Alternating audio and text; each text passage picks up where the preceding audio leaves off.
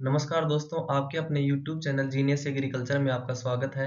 आज हम आपके लिए 20 इम्पोर्टेंट जो एमसीक्यूज जो लेके आते हैं, वो वापस आज आपके लिए इस स्लाइड में शो होंगे और आप इसको देखना ना भूलें।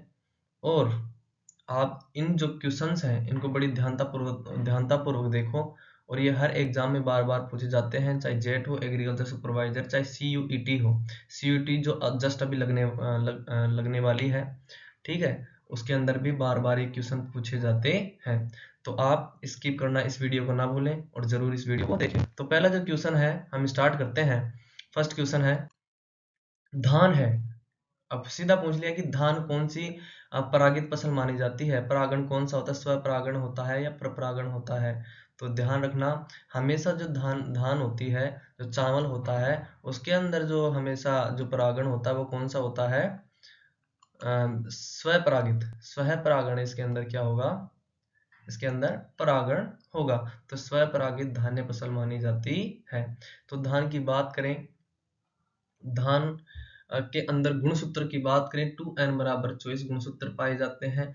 धान्य फसलों में सर्वाधिक यदि बात करेंगे हम कार्बोहाइड्रेट की मात्रा, तो धान में सर्वाधिक कार्बोहाइड्रेट की मात्रा पाई जाती है।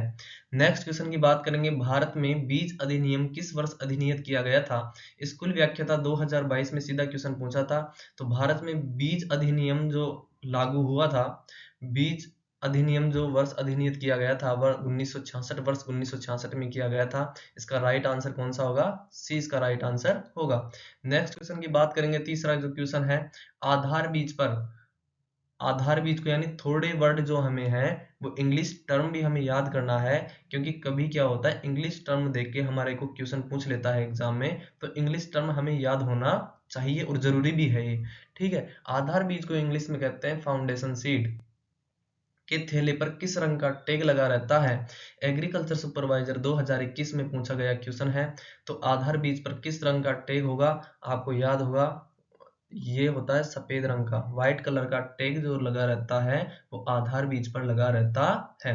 नीले कलर का यदि टैग पूछ ले तो किस पर होता है, प्रमाणित बीज पर। नीले कलर जो प्रमाणित जो बीज होता है उसका यदि आप थैला देखोगे, सहकारी यदि आप संस्था में बात करेंगे, यदि वहां जाओगे तो वहां जो नीला कलर का यदि टैग दिखे थैले पर, तो आप ध्यान रखना, प्रमाणित बीज होता है, जिसको किसान सर्वाधिक ज्यादा प्रयोग करते हैं, उपयोग करते हैं। पूछ ले कि सर्वाधिक किसान किस बीज का प्रयोग करते हैं, तो ध्यान रखना प्रमाणित बीज का सर्वाधिक प्रयोग करते हैं। चौथा जो क्वेश्चन है, बाजरा परीक्षण वजन कितना होता है। टेस्ट वेट की बात करेंगे, बाजरा का परीक्षण भार कितना होगा। ऑप्शन की बात करें, 2 ग्राम, 5 ग्राम, 8 ग्राम, 3.5 ग्राम। तो ध्यान रखना, जेट 2021 में पूछा गया क्वेश्चन है। इसका जो राइट आंसर होगा वो होगा, बाजरे में जो परीक्षण भार होता है, टेस्ट वेट जो होता है वो कितना होता है, 5 ग्राम। आपको विदित होगा टेस्ट वेट का मतलब क्या होता है। टेस्ट वेट का मतलब होता है 1000 बीजों के वजन के भार को क्या कहते हैं, टेस्ट वेट। और टेस्ट वेट हमेशा हल्के बीजों के वजन को तोला जाता है, ठीक है। हल्के जो वजन है, जैसे बाजरा हुआ, बाजरा के बाद में आप छोटे हल्के बीज जैसे अलसी हुआ, सरसों हुआ, तारामीरा हुआ, ये हल्के हल्के जो बीज हैं उनके वजन को यदि तोलने का जो काम करते हैं वो टेस्ट वेट में करते हैं ये। और टेस्ट वेट 1000 बीजों के भार को टेस्ट वेट कहते हैं और 100 बीजों के भार को सीड इंडेक्स कहते हैं। सीड इंडेक्स में हमेशा मोटे बीजों का भार प्रयोग किया जाता है। नेक्स्ट क्वेश्चन की बात करेंगे हम, जो पांचवा जो क्वेश्चन है, रेपसीड और सरसों का 1000 बीजों का वजन कितना होगा। जेट 2022 में क्वेश्चन पूछा गया था। रेपसीड और सरसों का जो 1000 बीजों का वजन होता है वो कितना होता है, 3 से 5 ग्राम जो होता है वो किसका होता है, रेपसीड और सरसों का, ठीक है। छठा जो क्वेश्चन है, खेत में चावल फसल अवशेषों में गेहूं की सीधी बुआई बिना किसी परंपरागत कृषि क्रियाओं के करने के काम में लाई जाने वाली जो मशीन है उसका क्या नाम है। ये डबल एओ एग्जाम 2018 में क्वेश्चन पूछा गया था और वेरी इजी क्वेश्चन है। इसके अंदर जो आएगा वो कौन सा आएगा, हैप्पी सीडर मशीन, 20 का राइट आंसर होगा। नेक्स्ट क्वेश्चन की बात करेंगे, सातवां जो क्वेश्चन है, प्रजनन के द्वारा उत्पन्न किसी किस्म के प्रारंभिक बीज को कहते हैं। एग्रीकल्चर का सबसे इंपॉर्टेंट यदि सीड टॉपिक के अंदर बात करेंगे तो बार बार ये क्वेश्चन बार बार पुटअप होता है हर एग्जाम में, आपको पता होगा।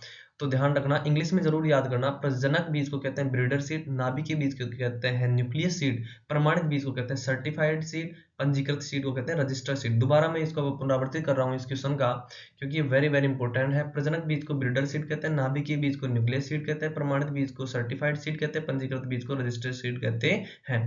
देखो रजिस्टर्ड सीड पंजीकृत बीज हमारे को कोई लेना देना नहीं है, ये क्वेश्चन ये जो सीड है हमारे पंजीकृत बीज जो है ये क्वेश्चन हमारे में नहीं है। तो हमारे को सबसे इंपॉर्टेंट कौन सी याद रखने, 1 2 3 प्रजनक, नाभिकीय, प्रमाणित बीज, और एक होता है आधार बीज जिसको कहते हैं फाउंडेशन सीड, वो वेरी इंपॉर्टेंट है। ठीक है, तो प्रजनन के द्वारा उत्पन्न किसी, यानी प्रजनक के द्वारा उत्पन्न किसी किस्म के प्रारंभिक बीज को, यानी प्रारंभिक सर्वप्रथम जो बीज जो उत्पन्न करते हैं उसको कौन सा कहते हैं, नाभिकीय बीज। कौन सा कहेंगे, नाभिकीय बीज, न्यूक्लियस सीड कहते हैं।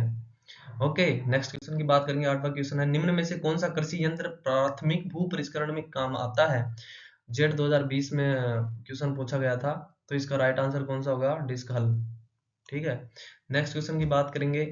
यह किसी स्थान विशेष के समय विशेष वातावरणीय स्थिति, जेट 2019 में क्वेश्चन पूछा गया था। और यह किसी स्थान विशेष यानी कम समय के लिए जो मौसम परिवर्तन होता है उसको क्या कहते हैं, मौसम कहेंगे। आपको सभी को पता होगा, लंबे टाइम तक जो बनने वाला मौसम होता है उसको जलवायु कहते हैं। जलवायु में क्या होता है, किसी स्थिति में किसी प्लेस पर मौसम जो होता है वो 30 वर्षों से ज्यादा हो, 35 वर्षों से ज्यादा हो, तो उसे क्या कहेंगे, हम जलवायु कहेंगे। लेकिन जो कम समय तक जो रहता है मौसम, जैसे हम बोलते हैं कि आज ठंडा मौसम है, आज बरसात का मौसम है, आज गर्मी जैसा मौसम बन गया है, आज बादल छा रहे हैं, ऊपर बादल ही बादल हो रहे हैं, तो आज क्या बरसात आने वाली, तो बरसात का मौसम आ रहा है। तो ये जो सभी क्रियाएं होती हैं वो मौसमी क्रियाएं होती हैं, वो मौसम कहलाती है। नेक्स्ट क्वेश्चन की बात करेंगे। 10वां जो क्वेश्चन है, केंचुए की खाद वर्मी कंपोस्ट किसकी सहायता से बनाई जाती है। डब्ल्यू 2012 में क्वेश्चन पूछा गया था।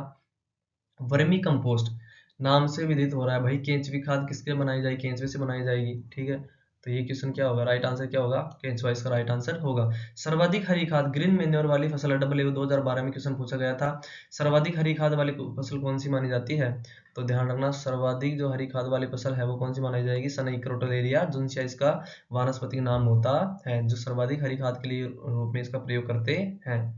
ढेंचा का प्रयोग हम धान में करेंगे, धान में ढेंचा का प्रयोग करते हैं। ओके, नेक्स्ट क्वेश्चन की बात करेंगे।